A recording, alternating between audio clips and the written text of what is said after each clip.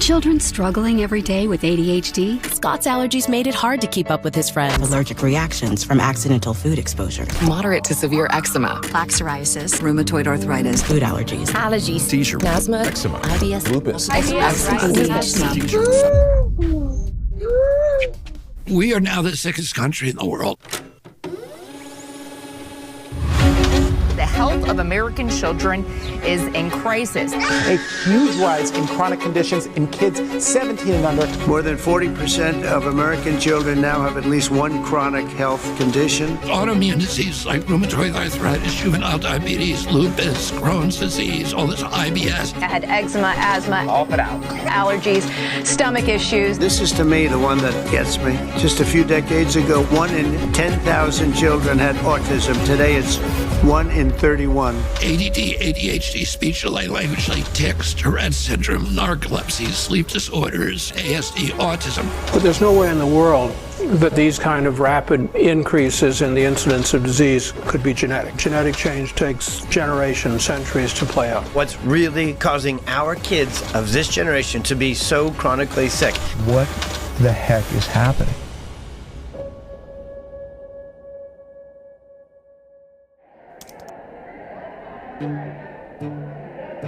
America is the sickest nation in the industrialized world.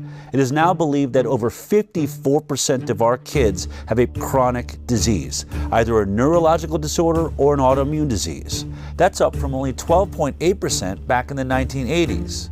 In roughly 40 years, we have seen the greatest decline in human health ever recorded. What if I told you there is a study that could shed light on this chronic disease epidemic, but no major medical institution seemed willing to do it? What if I told you there was one scientist brave enough to conduct this study? How you doing, Mark? Good to see you. Hey, nice to see you. Absolutely. What if I told you that when the study was finished, that scientist was too afraid to publish it? What would you do? Maybe you would do what I did. I got hidden cameras and recording equipment, and I went to ask him why. Thank you. You're very welcome. Cool. Have you all dined with us before? I want to show you a video. Okay. Curious of what's your reaction to this. Okay. Just hit play here. Yeah. Go ahead and press play there. What was the most shocking thing? Because I know what I've seen. No, I thought it was important. It's important information because of it did show a difference between the groups. We have some serious issues. No, I actually agree with that. If I can't get this study out, then what hope is there for every kid in the future? I don't want to say it's not the right thing to do. It's the right thing to do, but I just don't want to. I mean, obviously, really emotional. It's sick. It's really sick. Publishing something like that, might as well retire. I'd be finished. So who was that guy? Zervo's probably going to lose his job over this.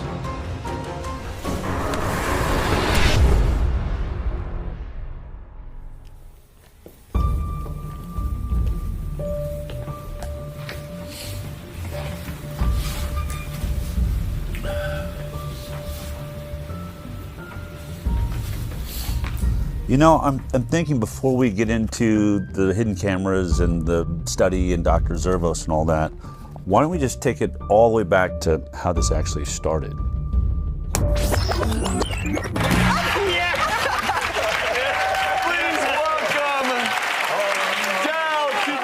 I've been a medical journalist for almost 20 years now. My first 10 years was at CBS, and the last 8 years or so I've had my internet news show called the HighWire.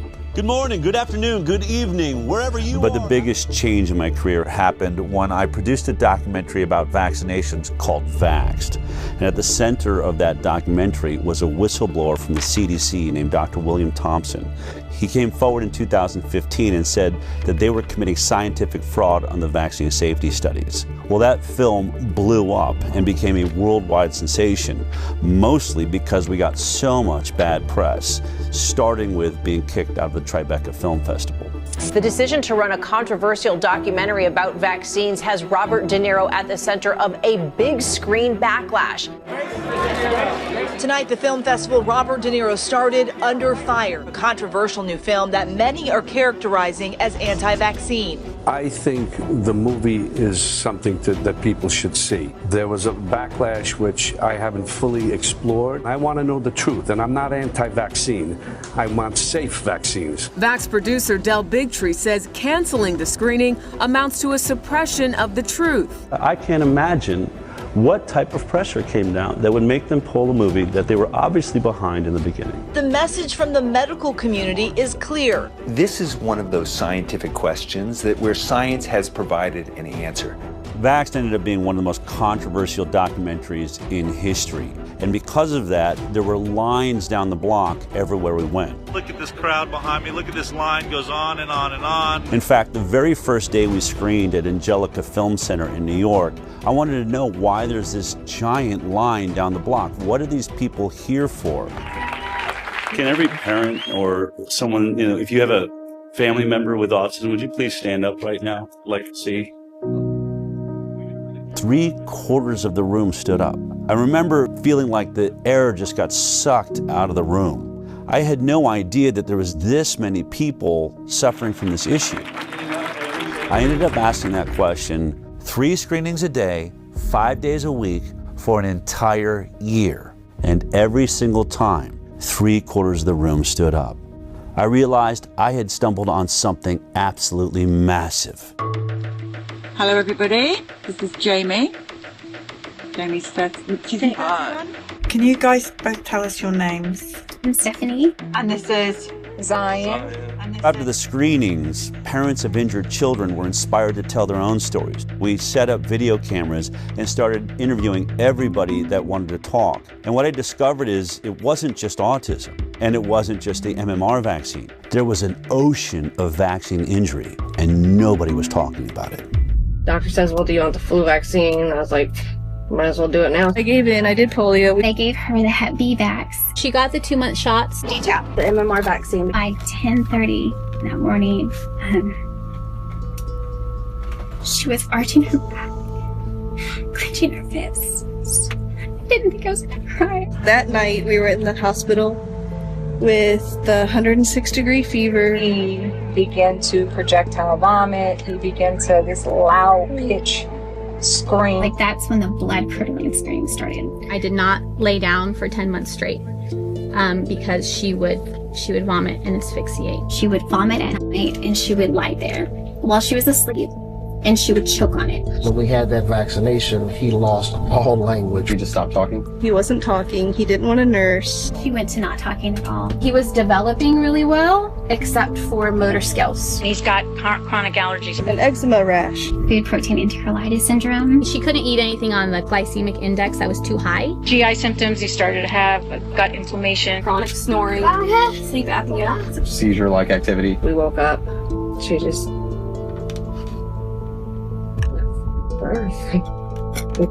She died in your arms.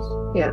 I continued to vaccinate her and make her worse and make her sicker. The guilt and it's so overwhelming. They killed my daughter.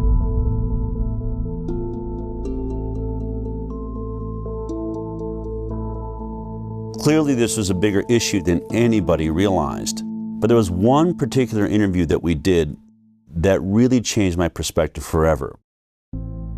Colton was a 13-year-old healthy, strong boy. He loved anything that has to do with an adrenaline rush. Motocross was his passion. The doctor says, hey, he's the age that you should get the HPV vaccine. I said, okay. So he was administered the vaccine. And then this is the last day he got to ride that big boy bike. And that day he came home, he was starting to feel nauseous, really sore neck. He still didn't want to get out of bed. I just thought, man, you're just really weak and exhausted. And that evening, when he sat up to take a drink of water, he just flopped back and his head just hit the pillow, and I went, Colton, are you going paralyzed? They immediately took him down to Primary Children's Hospital in Salt Lake. Original diagnosis was transverse myelitis.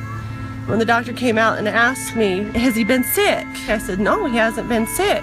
He had the HPV vaccine on February 1st, and they went, oh, well, we'll be reporting that to VARS.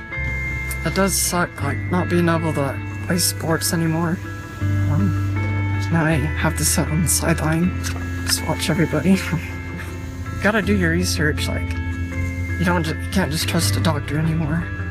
Do your own ways to find out what's best for you.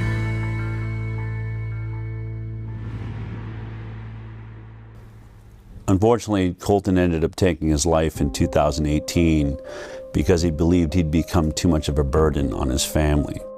But the thing I remember about standing there and watching that interview taking place, my co-producer, Polly Tommy, was doing the interview, was this box that was hanging on his side that was breathing for him. And it went through a tube that was going through a hole in his throat. And he literally had to wait for it to fill his lungs with air before he could answer a question. So he'd go, and then he would start answering the question until he ran out of air. I thought about all of the people that accuse these so-called anti-vaxxers of bringing back polio or the iron lung. Once vaccination rates fall, you're going to have a lot of people getting sick and a lot of children paralyzed for the rest of their life with polio. I thought, he's wearing an iron lung. You're not laying in a metal tube anymore. They've reduced it down to a box that hangs on your side and a hose that goes through your throat. But in this case, he wasn't paralyzed because he had polio. He wasn't paralyzed because he didn't vaccinate. He was paralyzed by the Gardasil HPV vaccine. I chose to get my daughter vaccinated because I want her to be one less woman affected by cervical cancer. One less. Gardasil. Then I went home and started looking up all of the inserts, the warning labels that are wrapped around all of the childhood vaccines, and most of them say it right there in serious adverse events. Guillain-Barré syndrome, that's paralysis. Or transverse myelitis, paralysis. And I realized polio vaccine is a success. We didn't eradicate paralytic diseases with the vaccine program. The vaccine works. We're causing paralytic diseases with our vaccine program.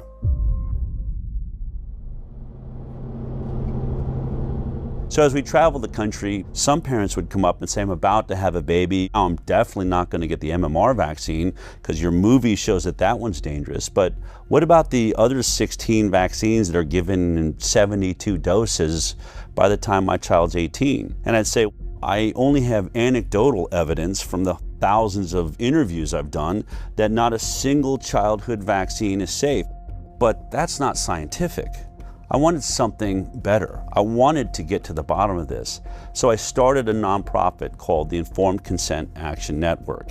Based on the Nuremberg Code's right to voluntary consent, the German Air Force, the ethical principle globally agreed upon in the wake of the Nazi doctors' horrifying human experiments, of inmates in concentration camps for experimental purposes, where it states the voluntary consent of the human subject is absolutely essential, and there should be no element of force, fraud, deceit, duress, or overreaching or other ulterior form of constraint or coercion. What I wanted to do was investigate the entire vaccine program. I was really focused on one thing. We hear that vaccines are safe. And effective. But before we even worry about if they're effective, how did we determine they're safe? We started looking at all the science around the world, but we hit a big roadblock. You can't sue a manufacturer of a vaccine. It's one of the only products in America that has what they call liability protection. The reason is because of a law that was passed in 1986 by the US government. The pharmaceutical industry basically blackmailed the government, and they said, we are losing so much money from lawsuits for death and injury from our vaccines, we can't make a profit. Studies have shown that the whooping cough or pertussis vaccine causes brain damage. The controversy isn't really over the fact that it happens, but how often it happens. And they said, if you want us to continue making vaccines, you're going to have to take on the liability. And our government agreed to that. If you want to sue or you want to get any information outside of what's publicly known, you're going to have to sue the government. And that's when I realized I need a constitutional attorney. And I found a guy named Aaron Siri. Mr. Siri, you're not a medical doctor, are you? No, sir. And you're not an immunologist or biologist or any kind of... Or vaccinologists, no, but I depose them regularly, including the world's leading ones with regards to vaccines, and I have to make my claims based on actual evidence when I go to court with regards to vaccines. I don't get to rely on titles. Okay. He had a genius way forward. We're going to sue the government agencies, HHS, FDA, NIH, and we started winning. And what did we prove in those lawsuits? That the entire science behind vaccine safety was nothing but a complete fraud. Doctors used to listen to parents. When their parents came in and said, hey, my kid is suffering with this condition, has this issue, doctors listened to them. But when parents started coming in and saying, my kid went in and got a vaccine and then started having X issue, that's when doctors stopped listening. Hi, how you doing? We have triplets, 2 boys and a girl, Richie, Robbie, and Claire. Every day in our life was a party. Every single day they were smiling and laughing and looking at each other, engaging in each other. On June 25th, 2007, we brought them in for the pneumococcal shot. My daughter still has the mark on her leg from the shot. She was the first one to get it, and she screamed and never really stopped screaming after that. But we continued. We didn't know. We did the boys as well. By noon, Claire shut completely off. It was as if she was blind and deaf, and all she did at that moment was stare at the ceiling fan. So that was at noon. We had the shot at 10 a.m. 2 o'clock, we watched Richie shut off. They lost all their reflexes. I'm an educational audiologist. I actually did the test for the stapedial reflex, which is a little muscle in the middle ear, just to see if a muscle they can't control was still working, and it didn't. The stapedial reflex dampens sound, so your ears don't hurt from a really loud sound, and both of them had no stapedial reflex. They stopped blinking, stopped yawning, stopped coughing, stopped sneezing. The worst is when we saw the final one shut down. We were told it was genetic, and then we were told by geneticists that there's no possible way 3 children would shut off on the same day. So we had severe autism spectrum disorder for all 3 kids entering kindergarten. We have spent hundreds of thousands of dollars trying to recover them. The only person that we got back is Robbie, the one that was last to shut off. Richie can only say single, maybe 2 words together. Claire is still completely nonverbal, not potty trained, and Robbie is approaching grade level, but severe OCD. Let me tell you what a day in our life is. So you got, say, a 6 or 7 or 8-year-old child who's not potty trained, and at 2 or 3 or 4 o'clock in the morning they fill their diaper. Well, you assume that's pretty uncomfortable, so they take it off. Pretty soon it's all over them. It's all over the bed. In short order, it's all over me. It's all over her. I'm snapping at her. She's snapping at me. We're both snapping at the kid, who is the only innocent party in the whole scenario. And the one thing that's conspicuously absent from that scenario is anybody who told you that shot was safe. They're all asleep in their bed. They haven't got a problem in the world. This one story of Richie, Robbie, and Claire puts an end to any discussion that autism is only caused by genetics. There is no genetic explanation that would turn 3 brothers and sisters off on the exact same day. What you should do when there are widespread complaints that a product is causing a given harm is you should study it. Vaccines should be tested like other medicines. They should be safety tested. And unfortunately, vaccines are not safety tested. Of the 72 vaccine doses now mandated, essentially mandated, they're recommended, but they're really mandated for American children, none of them, not one, has ever been subject to a pre-licensing placebo-controlled trial. Health and Human Services Secretary Robert Kennedy Jr. has been torn apart by mainstream media for saying that there's no placebo trials being done for vaccines. But he's right. It's exactly what we found in our lawsuits against the government. Not a single childhood vaccine is going through a double-blind, randomized, placebo-controlled trial prior to licensure. That's the gold standard of safety testing for all pharmaceutical products, but is being skipped for vaccines. In case you forgot how a double-blind, placebo-based trial worked as we discussed it back in high school science class, let me remind you. We break up a group of kids into two groups. One group is going to get the vaccine. The other group is going to get a placebo, which is a product that has no effect on the human body. When it comes to an injectable like vaccines, that is a saline injection. Then it's called double-blinded because both the scientists and the patients are blinded from knowing which one they got. Did they get the vaccine or did they get the placebo? This is so that the scientists will not manipulate the study in favor of the pharmaceutical industry that will stand to make a lot of money if this vaccine proves to be safe. Then we track these two groups for 2 to 5 years, sometimes as long as 10 years for a lot of drugs. And at the end of that study, we unblind both the patient and the scientist. So we look at both groups, the vaccinated and the placebo group, and we compare their health outcomes. Who had more cancer? Who had more diabetes or ADD, ADHD or autism or Tourette's or lupus or multiple sclerosis? All of these things that are currently skyrocketing in the United States of America. And if, when you compare them, they both turn out the same, there's the same amount of issues in the vaccinated group as is in the placebo group, then you know it's safe. You've established what we call a safety baseline. But if the vaccinated group has more issues than the placebo group, then we know it's not safe and it shouldn't be put on the market. Only one problem. Not a single vaccine on the childhood schedule has ever been through a double-blind, placebo-based trial. Therefore, they cannot say the vaccines are safe based on science.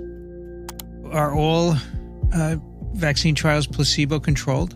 No, and nor should they be. So, for example, when Prevnar 13, so Prevnar was a conjugate pneumococcal vaccine. The FDA has approved a new pneumococcal vaccine. It had to be tested in the phase 3 trial, and so the control group there was Prevnar 7 and had been shown to work. It will replace Prevnar, which was effective against 7 serotypes. You can't ask parents to put their children at risk of pneumococcal disease when there existed on the market at the time a vaccine to prevent that. And the World Health Organization has been very clear on this. That would have been considered an ethical trial. Dr. Paul Offit's one of the big proponents of vaccinations, probably because he's made a vaccine and made a killing off of it, the rotavirus vaccines on the childhood schedule. It doesn't matter whether I financially benefited or not. He likes to go around and say, well, we can't always do placebo trials, especially if there's already a vaccine that covers that disease. So he'll use an example like Prevnar 13. Prevnar 13 in its safety trial was tested against Prevnar 7, the earlier version of the vaccine.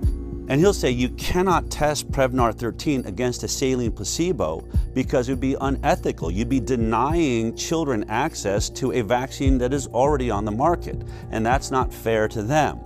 But what he leaves out is that Prevnar 7 was never tested against a saline placebo, so we don't know if it's safe. So we're testing one product we don't know the safety profile on with another product we don't know the safety profile on, and this is how the entire vaccine schedule works. I like to call this the whiskey study. Let me explain. Let's say there's a group of people that are complaining that whiskey is making people drunk and they're crashing their cars and people are getting killed. Now, in order to test does whiskey cause car accidents, you would set up a double-blind placebo trial. One group, the test group, would get the 10 shots of whiskey. The other group, the placebo group, would get 10 shots of water. And then we'd have them both drive on a driving course and see who has more accidents. It's obvious. But in this case, the whiskey company is the one doing the study. And what they say is, oh, we're going to do a placebo-based trial, but our placebo-based trial is not going to be water, it'll be vodka, another product already on the market. And so 10 people get the whiskey shots and 10 people get the vodka shots, and they had them all drive, and guess what? They had just as many car accidents. Therefore, whiskey does not cause car accidents because it didn't cause any more than the vodka did. And so to take this all the way to the end of Dr. Paul Offit's point, if vodka had ever been tested against 10 shots of water and there was no car accidents in the vodka group, then it would make sense to test the whiskey against the vodka. But we all know that study was never done, just like no vaccine placebo study was ever done. All you have to do is type in FDA licensed vaccines on your computer, and every vaccine that they give your child on the childhood schedule will appear there. And then you can click on any one you're interested in. Let's click on Recombavax HB. This is one of the hepatitis B vaccines they give your baby on the first day of life. Hello, welcome to the world. Gasp for your first breath, and here comes your first sexually transmitted disease. Now, go to vaccine insert. This is the insert or the warning label that is wrapped around the vaccine when it's delivered to your doctor. It has all kinds of information like what's in the vaccine, all the ingredients, side effects of the vaccine, but I want you to focus on section 6.1. This is where they talk about the clinical trial they relied upon to establish safety. It's always 6.1 on every single vaccine, so you can look at all of them. But in this one, you'll see that there was only 147 children in the entire trial. And they were only monitored for 5 days after each dose. 5 days. So think about it. Would you take any drug that was only monitored for safety for 5 days? If your child dies on day 6, it wasn't captured by this trial. They'll say, we didn't see any deaths.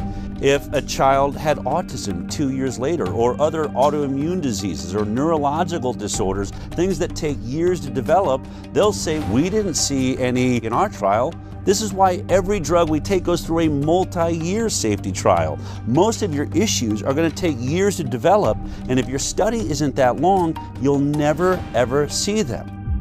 We had an interesting opportunity to talk about this with Dr. Stanley Plotkin, who's considered to be the reigning godfather of our vaccine program. Dr. Stan Plotkin. Dr. Plotkin. Virtually every country in the world is affected by his vaccines. Like the rubella vaccine, the rotavirus vaccine, rabies. He trained just a generation of scientists, including myself, to think like he thinks. He developed the standard textbook for vaccines in 1988. Bill Gates calls his book a Bible for vaccinologists. I hope it's more accurate than the Bible. In 2018, our attorney, Aaron Siri, had the opportunity to depose under oath Dr. Stanley Plotkin, and he asked him this exact question. Is a 5-day safety trial long enough to capture all of the side effects that people are complaining about from the hepatitis B vaccine? Dr. Plotkin, this is the product, the manufacturer insert for Recombavax HB, correct? Yes. And the clinical trial experience would be found in section 6.1, correct? Correct? Dr. Plotkin? Yes. Okay. In section 6.1, when you look at the clinical trials that were done pre-licensure for Recombavax HB, how long does it say that safety was monitored after each dose? Let's see.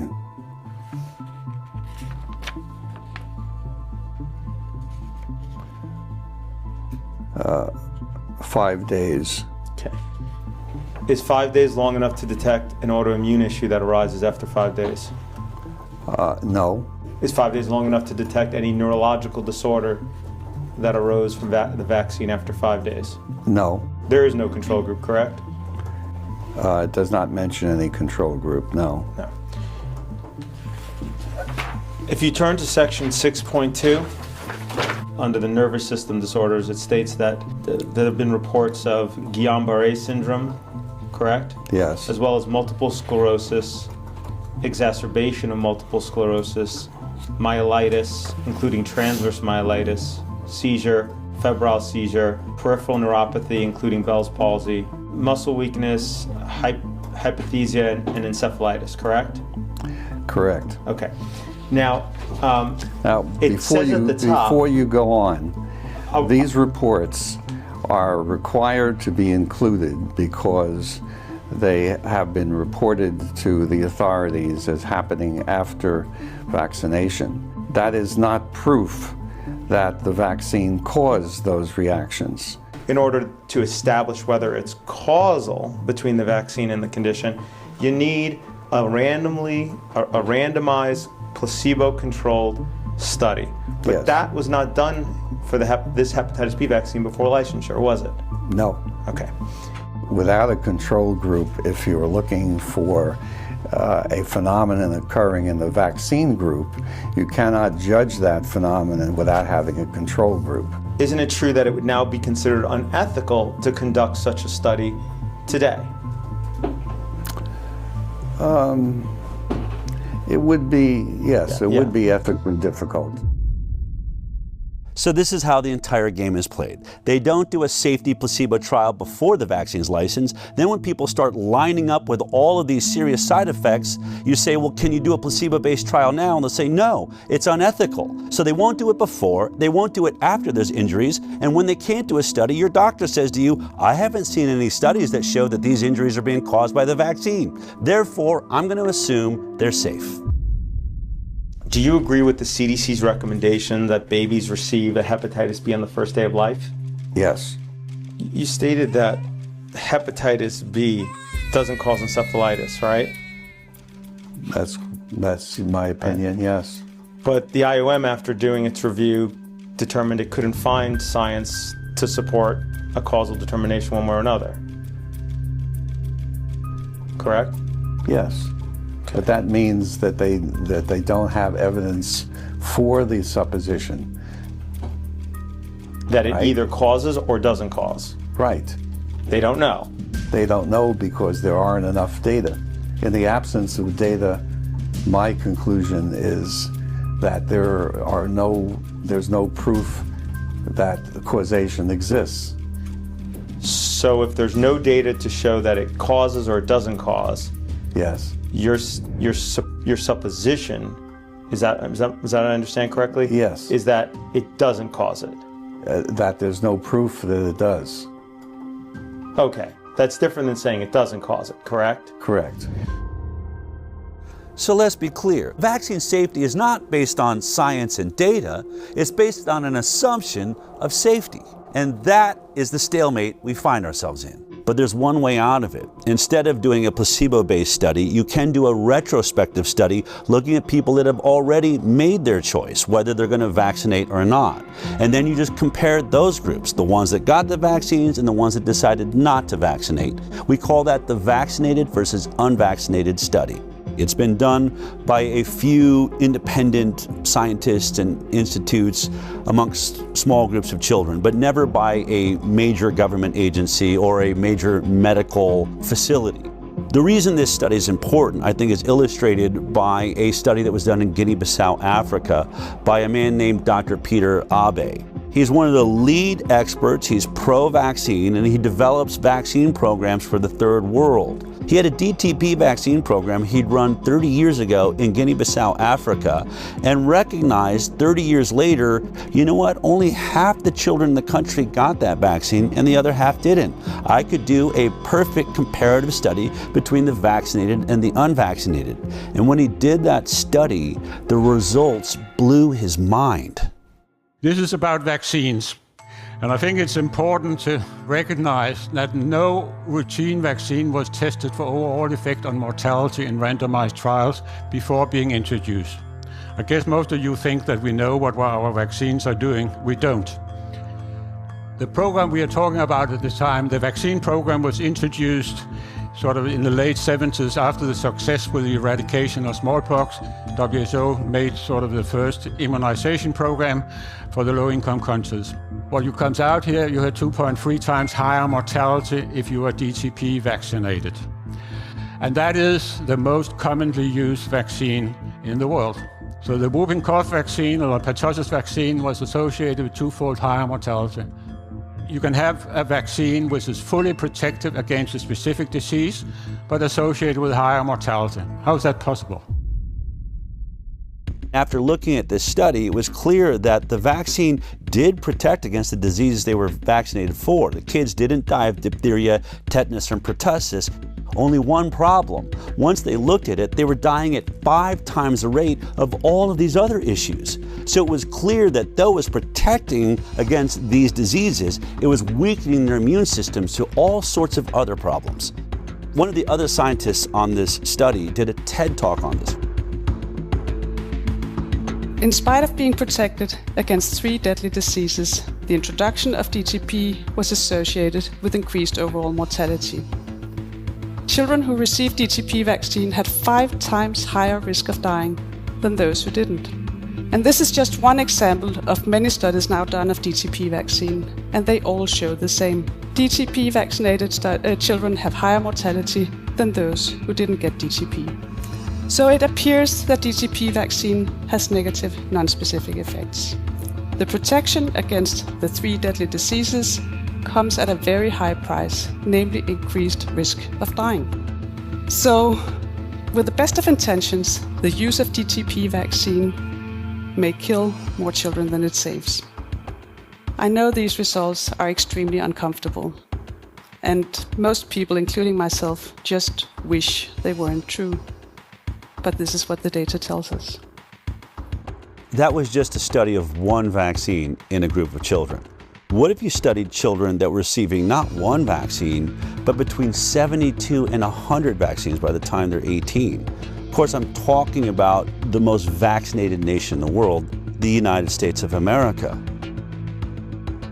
Our federal health authorities actually paid the Institute of Medicine to look at the safety of the vaccine schedule as a whole. And the Institute of Medicine, after conducting that review, came back with a report in 2013. The report said no studies have compared the differences in health outcomes between entirely unimmunized populations of children and fully immunized children. It's the CDC's responsibility to do those studies, and they've been ordered again and again and again to do them, and they have refused. But the Institute of Medicine has looked at the vaccine schedule and said in their 2011 report, there are over 150 injuries that are likely to be associated with vaccines that have never been studied. Well, what did the CDC do after the Institute of Medicine issued that report? Instead of doing the study, they ended up doing a study on how to do a vax versus unvax study. It went and it paid a whole lot of money to issue a white paper on how to conduct that study comparing vaccinated versus unvaccinated kids. That white paper came out in 2015. Now, here we are in 2025, 10 years later. They've still never published that study. Now, have they never done the study? I can't tell you. This is information that vaccine safety advocates want and have been asking for a long time, and I'm not sure why it hasn't been done. This simple study would shut up every anti-vaxxer forever. I have to believe that they have done this study every way they possibly can, and they can't seem to figure out how to make it look like the vaccinated are healthier. But that's just my opinion, based on several other studies I've seen that did compare vaccinated to unvaccinated, but mainstream medicine says, well, the cohort was too small, or they poke holes in it saying it wasn't done by a major medical institution.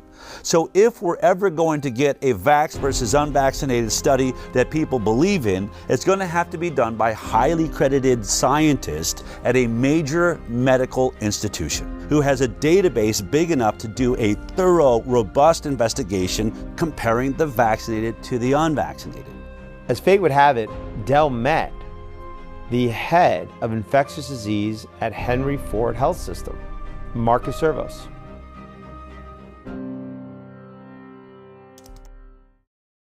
I'll never forget that meeting because you said something to me. You said, "I've watched your film. It's intriguing."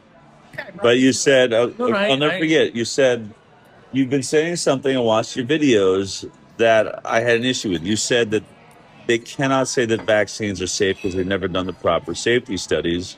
And you said to me, I actually researched that because I wanted to see if that was true. And you said, I'm sorry to have to report to you that you're actually right about that. I say it proper safety studies have not been done. And to now too, it's same thing. I still say it now. The proper safety studies haven't been done. So then I said to you, all right. Still true. And you're like, I don't know what I'm doing here. I don't agree with you. I believe in vaccines. And I said, would you ever consider doing a vaccinated versus unvaccinated study? And you said I would do anything wherever the data is the data, right? Yeah. The first time I met with Dr. Servos, he agreed to do a vaccinated versus unvaccinated study. I mean, I was ecstatic. He was perfect. Ford Medical Center is one of the greatest research centers in the world, and Dr. Zervos is in the middle of being a hero for having just worked out the entire Flint, Michigan water crisis. 74 miles of large-diameter pipeline will stretch For decades, Flint, one of the poorest cities in America, had bought its water from Detroit. Instead of staying on the Detroit water supply while the pipeline was being built, the city would temporarily get its water from the Flint River. That decision would force the city to activate an old water treatment plant. Here's the plant. This is what is coming out of the tap. Water's brown, has a bad odor. We cannot drink the water. They soon became a breeding ground for Legionella, and people were getting sick. The oxygen, you're on that all the time, or do you ever get to take it? I want it all the time. Yeah. Her doctor, Marcus Zervos, had been treating a chronic skin infection that her weakened immune system couldn't control. They are doing a lot better. I'm ecstatic. You know, if I can get them healed over a little bit more, I'm going to get you an appointment with those transplant doctors. There'd been 90 confirmed cases in the year and a half following the water switch. 12 people had died. Sean McElmurray had pulled together a team of 23 scientists and experts from around the state. The team says the state wouldn't authorize them to start the search for the source of the outbreak. Dr. Zervos was the infectious disease expert, and he was worried about the delay. It was critical to start right away because by June we expected to see more cases of Legionnaire's disease and there would be more deaths, which is what we expressed in a meeting that included top leadership at MDHHS. I remember my colleague telling him that if he didn't do that, people could die. Unfortunately, Nick Lyon's response was that, well, they have to die of something. I mean, you're just in shock as a result of him saying that, the director of the health department. Dr. Zervos seemed perfect. He'd stood up against the entire health system in Michigan, so I figured he'd probably be brave enough to do this study. But then a couple of years went by and still no study. I called Aaron and said, why don't we go see if we can't convince him to finally do this study? I flew down to Michigan and we went to meet Dr. Zervos in person. We said, look, here's your opportunity. The results should be directly in line with the orthodoxy. The vaccinated kids should be healthy across the board. He could be hailed a hero for finally shutting up the anti-vaxxers. He said he's willing to do it. The study was going to use the data they literally already have in their fingertips. The data of millions of people who are already in the Henry Ford Health System database, including hundreds, maybe thousands of completely unvaccinated children, as well as obviously children who are vaccinated. What that would allow is taking that multi-million person database, segregating out the children who had been in the Henry Ford system from birth continuously for a few years. Because it's a captive HMO environment, meaning it provides the insurance and it provides the medical care, it has most of the health records for these kids, including if they go out of the Henry Ford medical system, Henry Ford, as the insurer, was still paying for it. So they have the health codes for all the medical services that these kids got. So if you segregated out those kids, now you have a cohort of children from birth for at least a few years where you knew everything about them. I previously was a program director at Henry Ford Hospital, so I know it well.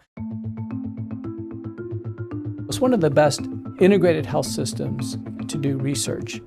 Henry Ford receives over $90 million in annual research funding, with nearly 700 residents and fellows in 53 ACGME accredited training programs. I think Henry Ford, like other institutions, has a bias towards the goodness of vaccines. You can't miss it. It's a full-page letter here from Henry Ford with 56 signatures saying in bold letters, the science is clear, vaccines save lives. If the results came back demonstrating that the battery of vaccines was associated with chronic diseases and that unvaccinated appeared healthier over time, such a result would be particularly convincing.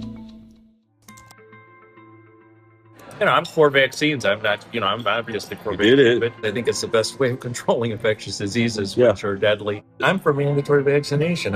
Henry Ford is mandatory vaccination because of me. Henry Ford is one of about 90 healthcare systems across the United States that are working to enroll a total of 30,000 volunteers in the Moderna COV vaccine study as quickly as possible. This is the worst pandemic of the last 100 years, and our best hope of dealing with this is by having an effective vaccine. Henry Ford is requiring all 33,000 staff members to be fully vaccinated by September 10th, 2021. The health system says this is consistent with its existing vaccination policy, which includes team members get the flu shot every year and stay current with other vaccinations. It appeared to me that Henry Ford was pro-vaccine, not anti-vaccine. So I had to assume the only reason they would do this study was to prove us wrong. Dell and I thought that was an excellent opportunity. They can do the comparison and presumably they could get it published. We only had one request. The ask was, whatever the outcome, you publish it. Would he stick to that if the results show that unvaccinated kids are healthier? And when he realized that if he submitted that for publication, he's going to face the wrath of his entire profession, didn't know. This was our greatest fear. Vaccines are the holy grail of modern medicine, and anyone that decides to challenge vaccines in any way are essentially considered heretics. Vaccines are safe. Vaccines are safe and effective. Vaccines are safe and highly effective. Safe and effective. Safe and they're highly effective. Vaccines are one of humanity's most incredible accomplishments, and they've saved millions of lives. Childhood vaccines have prevented about 4 million deaths around the world every year. The overwhelming majority of pediatricians in this country strongly support vaccinations. Missing her vaccination dates. We're not vaccinating. The schedule as it's currently recommended is well tested. We've studied them in so many millions of children. Billions of people. Decades of extensive peer-reviewed scientific studies. Centuries of science. The science is pretty settled. Settled for many years now. This idea that we're taking too many vaccines, there's really no science to back that up. The scientific community publishes paper after paper after paper. There is nothing to see. There's nothing to see. I will not stand here and let conspiracy theories distract from real solutions. Most doctors can't tolerate being called quacks or having their reputation destroyed. And I went from treating the head of the laboratory at my hospital for hypertension to becoming, somebody that was doubted on every levels after a while because of one thing that I said, which was, can we stop giving vaccines to my sick patients and give it to them on the day of discharge? And had they not tried to intimidate me, doubt me, and pushed me to research and show that what I saw was actually real, I would still be lockstep working as a regular doctor. The Florida Department of Health, in partnership with the governor, is going to be working to end all vaccine mandates in Florida law. All of them. All of them. My experience with discussing or disclosing harms associated with vaccines is that those are not welcome ideas or conversations. That move from the Florida Surgeon General, a doctor there, drawing condemnation from public health experts. Whether it's ignorance, it's stupidity, or it's malice, at the end of the day, people are going to get hurt. He's not going to necessarily receive a warm embrace by some of the people in his profession, but that's really what courage is all about. It's a very hostile environment, both scientifically and in the media, for individuals who reach conclusions or have opinions that counter mainstream ideas. Every independent scientist that has ever ventured into doing a vaccinated versus unvaccinated study of any kind is immediately under assault. There's one by Dr. Anthony Mawson out of Mississippi. He did a homeschool study of about 600 kids and discovered alarming rates of allergies, ADD, ADHD, neurological disorders, and a 4-fold increased risk of autism amongst the vaccinated. As soon as the study came out, his job was under threat. In fact, I asked him if he'd be in this film, and he said, look, you can show my studies, but I have just been dragged through the coals on this. I can't take anymore. Then there's Dr. Paul Thomas. Hey, how you guys doing? What I'm seeing on this side is a pink dull, scarred up eardrum. I've been a pediatrician for 35 years. I'm now retired. What I noticed in the first decade or so of my practice is kids were getting sicker and sicker. And over the next decade, as more and more patients chose not to vaccinate, I got to see the difference. But I wanted to see, could I prove it?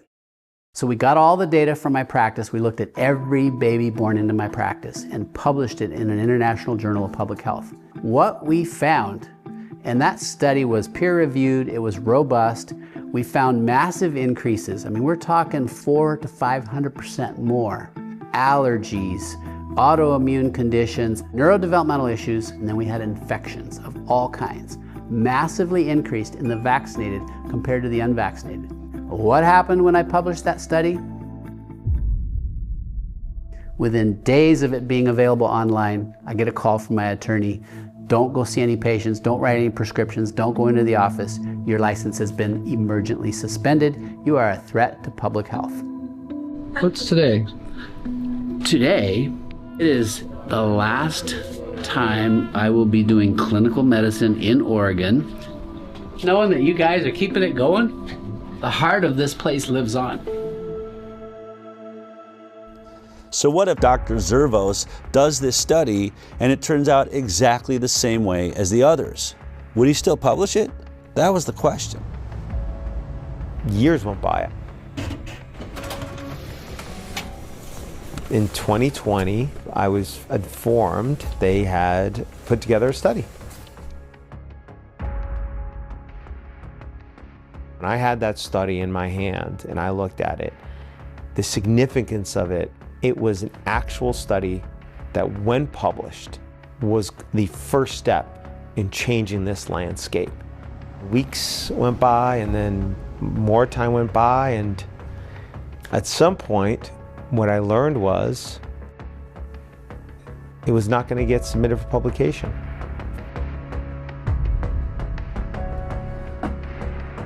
Aaron called me and said they finished the study.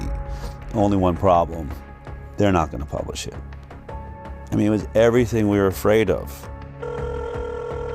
I called Dr. Zervos and I said, can I fly out and meet you for dinner? And he agreed. I wanted to look Zervos in the eyes and ask him, what's so damning in this study that you're afraid to publish it? I wanted to know what was in this study. I hadn't seen it. I also imagined there's got to be a way to talk him into publishing this study. But one thing was for sure. This was my last chance. I'm going to bring hidden cameras and recording equipment so that no matter what happens at this dinner, I can prove it happened. What do you think about the study you guys have done? It's important information because of, it did show a difference between the groups. I don't know how to. Oh, she got it. How to explain? I don't know how to explain it, but it's important. It was an important finding. I mean, the study was for what. Do you find any flaws in the study? I mean, is there a way they could do the study? You can do the study better with what's there? Not that I. No. That I know.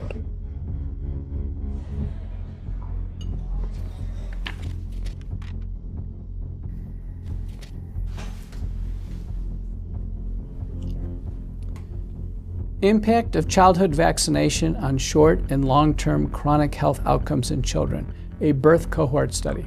This one is really robust. Let's say the results. Yeah, what were the results? The CDC put out a white paper on how you would look at vaccinated versus unvaccinated, and we followed it to a T. I agree with that. No. Do you agree with that? No, we 100% did. We looked at this every other way and sideways.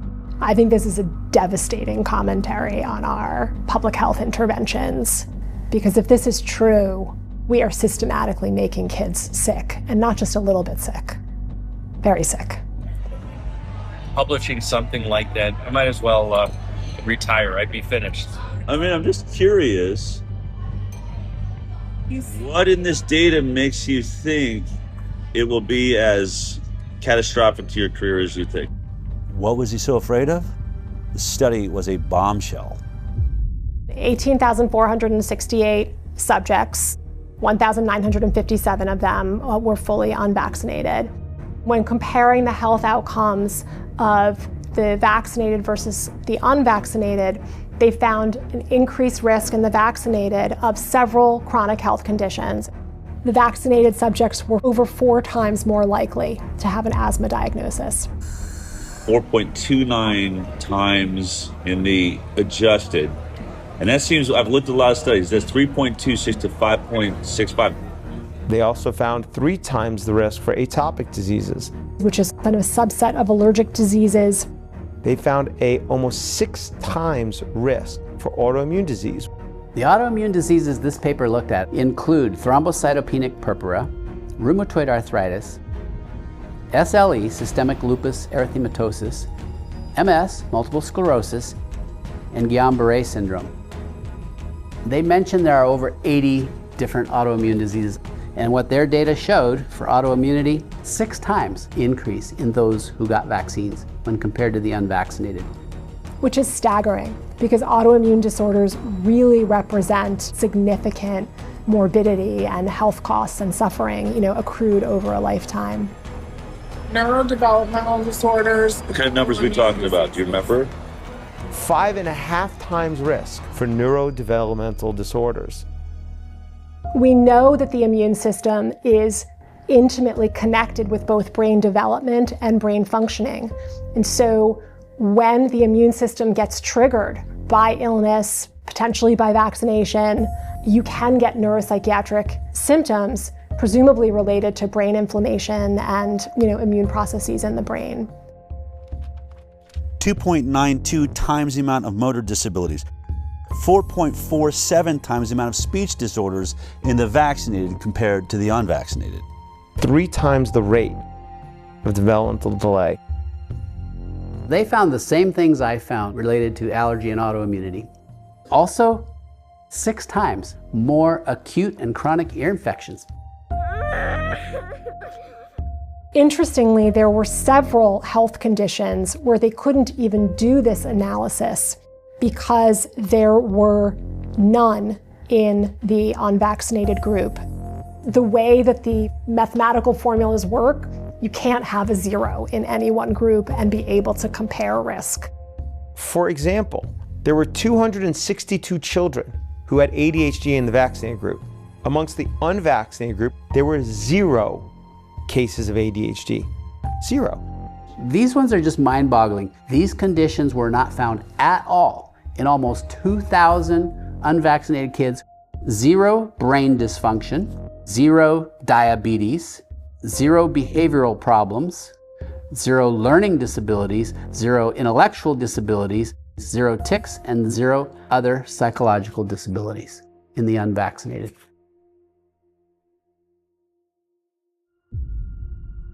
I'm going to read the conclusion here.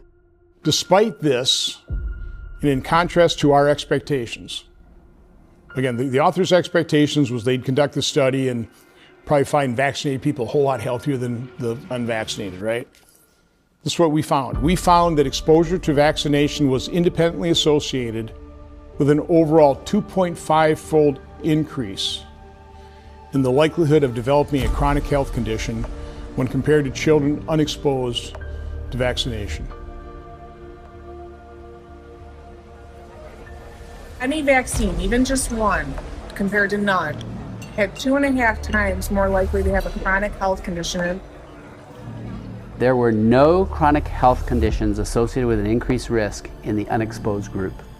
None. What does this graph mean? Explain that to me.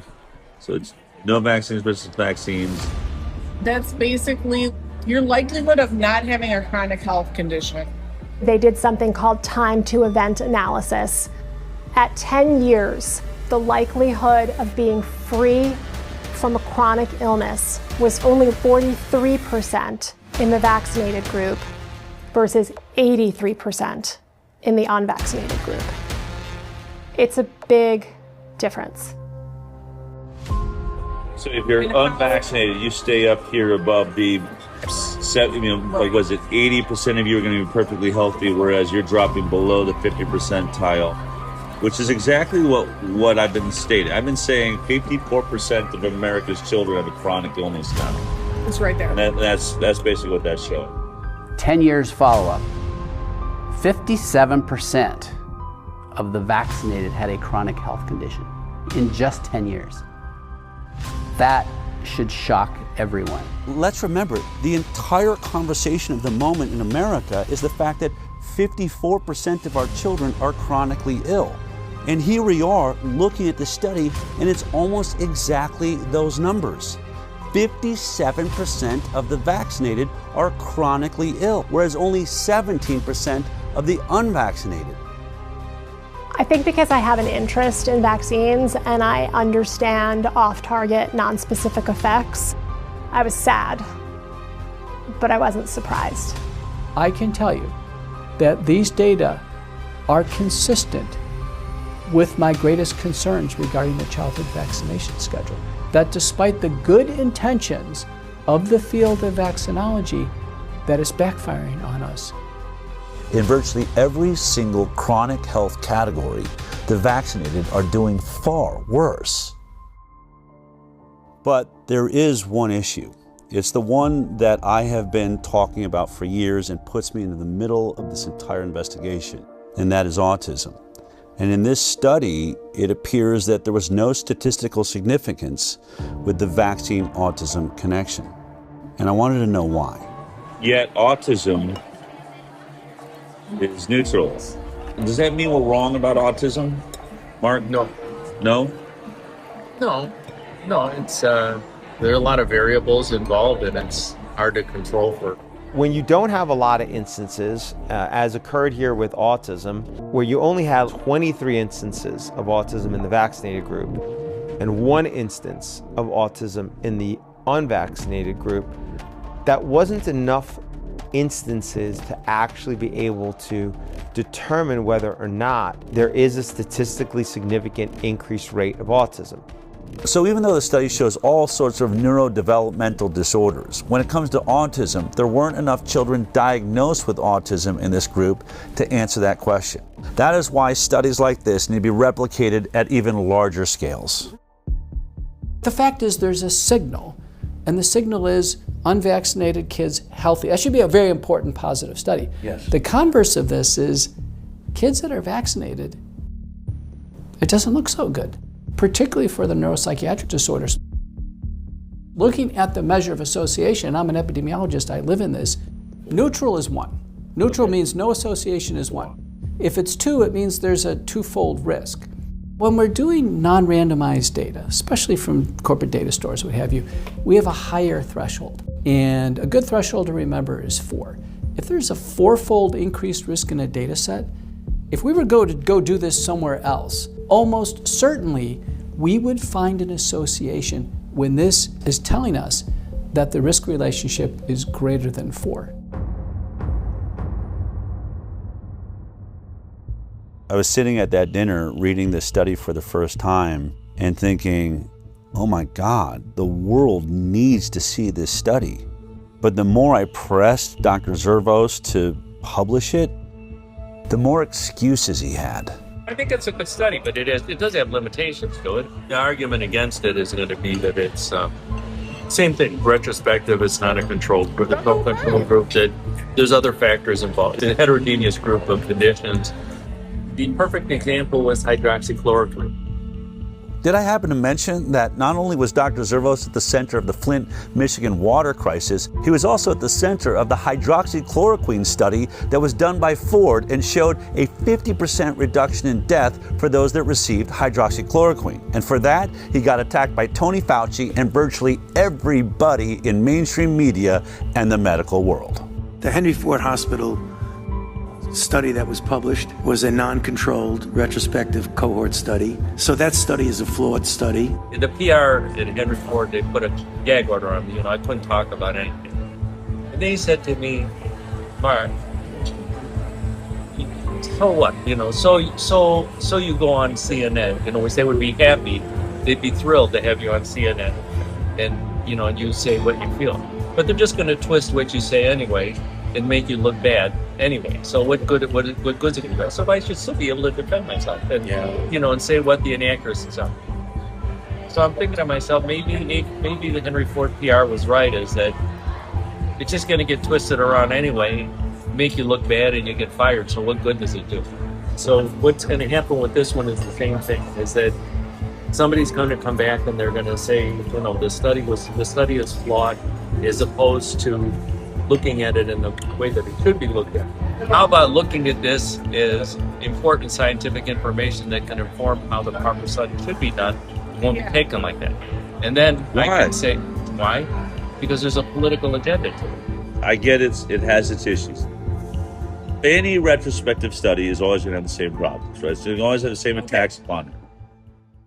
There are limitations to retrospective studies. That's the reason why we like to do randomized clinical trials when we can, because they don't have the same limitations. The major one that you have to worry about with retrospective studies is things that are different between the groups that you're comparing that you're unable to account for.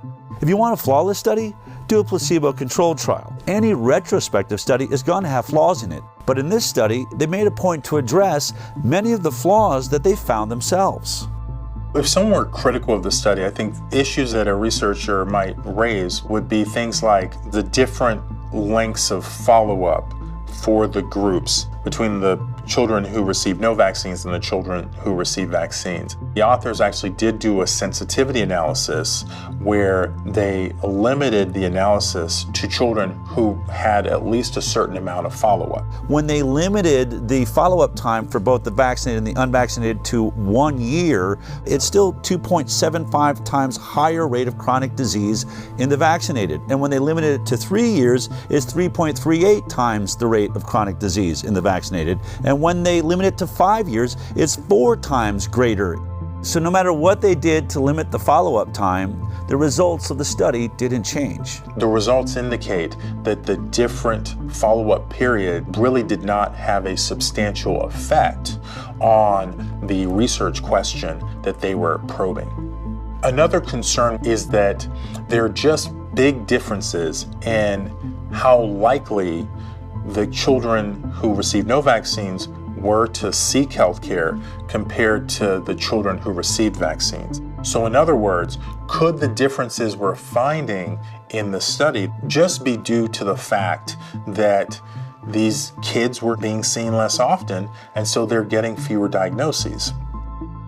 To try and address this, they limited the population of children who didn't receive any vaccines to children who at least had some number of medical visits. And even in that sensitivity analysis, the main findings persisted. In this study, they adjusted for confounders. Confounders can be age, socioeconomic status, gender, racial, ethnic groups, and used a technique called Cox proportional hazards, which means holding all of the factors equal, what's the relationship between the factor of interest and the outcome? Even after they were adjusted for, the effect of these characteristics was actually pretty small. I actually expected that those adjustments would have a really powerful effect, but they actually didn't. And when you do a lot of sensitivity analysis and what you're seeing doesn't change much, that can be reassuring. The authors did a good job with the information that they had. I have seen studies on vaccines published in good journals that are much weaker in quality. Is what your study shows, is it important? Yeah, it is important. You know who you should send it to? What I told you a while ago. Because I'm just not going to do. I'm not going to do it because I don't want to end up like Diddy or. I don't want to suffer what McCullough did. But I give him credit for taking it. Standing up for it. But I'm just not going to do it. I'm not going to do it. In any other climate, in a regular climate, you would have put this study out just as it is. Right? If we weren't in this world of censorship... I'd put it out just how it is. You would? I'd put it out just how it is, yeah. I'd like to just finish out my work, doing international work. Part of my reluctance to do anything is that nothing is going to come out of it other than me losing my job, which I'd rather not see happen. I'm open to. We're here because I fully respect you, and I recognize the danger of. I said to you, if you do this study, I'm going to repeat it because I remember. I said, if you do the study, you're going to come under fire. You said, I don't care about that. I'm all about the data, and I'm about to retire anyway. That's literally what you said. Yeah. So your energy has definitely changed on that. But energy's changing. Let me put it this way. I put my whole career on the line because I saw an issue. Because what? I saw an issue that is affecting the children of America and the world. We have a serious growing problem of autoimmune disease, chronic illness. I'm not saying that vaccines are the only cause, but I'm saying this program needs some serious work. We had much better health when we were getting 10, 20 vaccines. At 54 shots with 72 doses, it is clear we are not making our children healthier. They're going the wrong direction. If there's a way to do this program better, which I believe, I've never said I'm trying to eradicate vaccines from the planet, but we are at an autism rate now of, 1 in 26, 28? We have some serious issues. No, I actually agree with that. Is there a different way we could be doing it? Right, but how do we get there if I finally, what are the odds? I find someone like you that has got the clout. If I can't get the study out, then what hope is there for every kid in the future? I can't do shit for them. Unless there's a change in leadership, nothing is going to happen. Publishing one study like this one is not gonna. It's not gonna. It's actually the right thing to do. I don't want to say it's not the right thing to do. It's the right thing to do, but I just don't want to. And I don't want to say I have enough problems, but I've got enough things like that I'm already dealing with. And I don't want another one. Hold on. I just want to say this. This is the Galileo moment. I believe this changes more lives than anything there is. If we can fix this vaccine program, it doesn't just change millions of children's lives here in America, it changes worldwide. You'll be the father of the change in the system. That's historic. And I want to work with you to do that. This is why we're here. Yeah. No, I see what you're saying. We have an ability to do something that no one ever dreamed is possible. If it's not you, then who? For some reason, hammering always comes towards me. No, I can't handle it. I really can't. I'm not a good person. I can't handle it. I'm not a good person, but I'm just not going to do it. I'm not going to do that. Because I've got other stuff to worry about. Yeah, I mean, obviously, really emotional. He's just going to compartmentalize it away. I think someone could look at this and be like, it's unconscionable. How could he? And I think the way that he can is the way we all can do things that, not do things we don't want to do is we just convince ourselves, he's saying it doesn't matter. This is one study. It won't move the needle. It's too much for me. I can't. And, maybe he's right. Maybe it is too much for him. It's very important the study sees the light of day. In the scientific literature, and for the advancement of science, we must have balance. There are always pros and cons to everything. And when we have a deep-seated religious bias in favor of vaccines, we've lost balance. And when we lose balance, the entire scientific enterprise goes off track. And when that happens, large populations are harmed. I cannot help but ask myself the question, how many children will suffer a chronic illness that they maybe wouldn't have to suffer had this information been out there? I treat a lot of kids with neurodevelopmental disability and neuropsychiatric illness, and their lives and their families' lives are hell. And I know so many parents who suffer all kinds of guilt. The parents who've had adverse reactions or who've witnessed neurodevelopmental regression in connection with vaccination, they are devastated. I've had so many mothers say to me, my child is like this because of me. At my hand, I did this to them. I think we are absolutely destroying our future by destroying the overall health of our most precious asset, our children. We need to know if this is true. We are morally and ethically obligated to replicate this study again and again and again and find out if this is accurate and if this is true. We have to. The fact that this study hasn't been peer-reviewed and hasn't been published is extremely concerning. It's important knowledge, and other healthcare systems really do need to replicate the analysis. This question really does need to be probed. It's a very important research question. I challenge you, yes, you the doctors, you the researchers, do the research. Find within your data set, within your system, those who are unvaccinated and compare them to the vaccinated cohort. This is one data set. You could replicate this again. There are other captive payer systems. Let Kaiser Permanente Southern California do it. And let the Harvard Pilgrim system in Boston do it. And all the other health systems around the country. And maybe even the CDC with the VSD.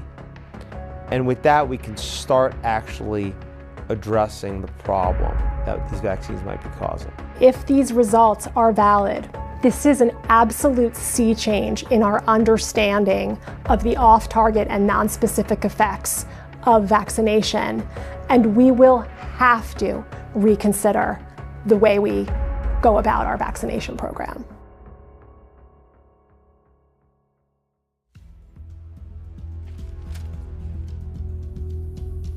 This is a cease and desist letter we received from the attorneys for Henry Ford Health. This letter leads me to believe that they really don't want us to release this film. In the letter, Henry Ford accuses us of defamation for saying that the unpublished study wasn't submitted for publication due to the results of the study. They assert that the reason the study was never submitted for publication was, quote, due to significant and serious flaws in its data and methodology, and because it did not come close to meeting the rigorous scientific standards Henry Ford Health and its researchers demand. But we just heard from Dr. Marcus Zervos, the lead author on this unpublished study and a world-leading expert on infectious disease at Henry Ford. He told me he believed the study was a good study and he would publish it just as it is. Only one problem. If he does publish it, he believes it would be the end of his career. He'd be finished. Not my words, but his. Now, even if Dr. Zervos stands by his study, does that mean it's a perfect study? Of course not.